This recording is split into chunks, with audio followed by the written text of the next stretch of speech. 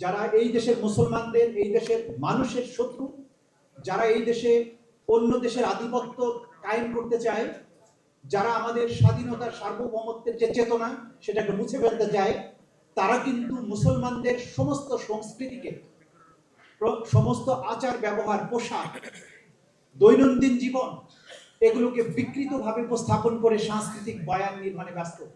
সেই বয়ানের বিপরীতে পাল্টা বয়ান তৈরি করতে হবে যে আপনারা এই দেশের মূলত স্বাধীনতা সার্বভৌমত্বের রক্ষক শক্তি। আপনাদের ইতিহাস জানতে হবে। এই বাংলায় ঘুরি, বাবর, আবদালি এবং মুঘলরা এসেছে। এই উপমহাদেশ মুসলমানেরা হাজার বছর ধরে শাসন করেছে। ব্রিটিশরা যখন আমাদের স্বাধীনতা কেড়ে নিয়েছিল, তাদের বিরুদ্ধে স্বাধীনতার সংগ্রামে সবচাইতে বেশি অগ্রণী ভূমিকা ছিল আমাদের আলেম সমাজের।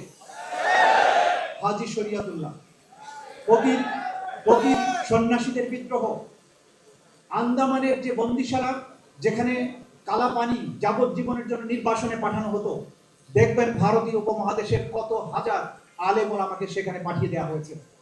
এই ইতিহাস যদি না জানেন, তাহলে আপনাদের মধ্যে হীনমন্যতা কাজ করবে যে আমরা বোধহয় স্বাধীনতার সার্বভৌমত্বের পক্ষের শক্তি নই, রক্ষক শক্তি নই।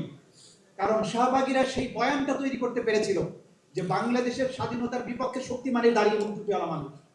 এই বয়ানকে ভেঙে দেওয়ার দায়িত্ব আপনাদের।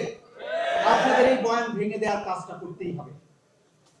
আজকে আপনাদের বক্তৃতায় অগ্নিঝরা বক্তব্য আমি শুনি, আবেগের কথা শুনি, কিন্তু মনে রাখতে হবে একই সাথে সায়েন্স, টেকনোলজি, ইতিহাস, এই দেশের মানুষের কৃষ্টি কালচার সম্পর্কে সম্যক ধারণা থাকা, এই ভূখণ্ডে মুসলমানদের কি অবদান ছিল সেটা আপনাদের জানা থাকা খুবই জরুরি। কারণ দিন শেষে আপনারাই, এই আলেম ওলামারা, মুসলমানেরা বাংলাদেশের স্বাধীনতার সার্বভৌমত্বের রক্ষক, আর কেউ নয়। 5ই মে শাপলা চত্বরে যে বর্বর গণহত্যা করা হয়েছিল, সেটা করে বাংলাদেশে শুধু ইসলামের উত্থানকে রোধ করতে চেয়েছে তা কিন্তু নয়। তারা আমাদের সংস্কৃতি থেকে আমাদের বিশ্বাসকে মুছে দেওয়ার চেষ্টা করেছে, যাতে করে বাংলাদেশে কেউ টুপি দাঁড়িয়ে রাখতেই সাহস না পায়।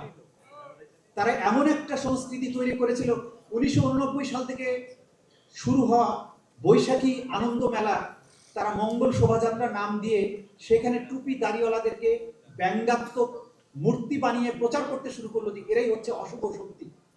এই যে সাংস্কৃতিক বয়ান, এটা কিন্তু মারাত্মক প্রভাব আছে সমাজে। কিন্তু আল্লাহর রহমতে 2024-এর 5ই আগস্ট যখন বাংলাদেশের শেকড় শুদ্ধ এই ফ্যাসিস্ট, সেই নৈরাজ্যবাদী শক্তি বাংলাদেশ থেকে দিল্লি পর্যন্ত পালিয়ে গেল, তারপরে বাংলাদেশে যে আনন্দ শোভাযাত্রা হলো, সেখানে কিন্তু হাজার বছরের পুরানো মোগলদের ঐতিহ্য, সেই তাজিয়া মিছিল বলেন অথবা মুসলমানদের ঈদ আনন্দ যাত্রার যে সাংস্কৃতিক যে প্রবাহ, সেগুলোর বয়ান কিন্তু আমরা দেখতে পেয়েছি। চ্যানেল বি+, নতুন সূর্যোদয়, নতুন বাংলাদেশ।